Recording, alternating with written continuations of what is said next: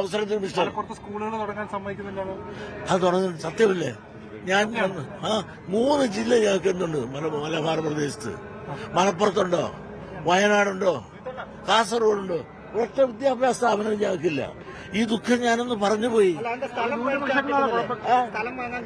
സ്ഥലം എല്ലാം ഉണ്ട്. അനുവാദം തരണം സർക്കാരിന്റെ. ഇപ്പോഴത്തെ അല്ല, അന്ന് ഞങ്ങള് റിപ്പോർട്ടറെ നിങ്ങൾ കുറെ നാളായി നിങ്ങൾ തുടങ്ങിയിട്ട്. താൻ കുറെ നാളായി തുടങ്ങിയിട്ട് കുറെ പണി നടേശനാണെന്നാണ് പറയുന്നത്.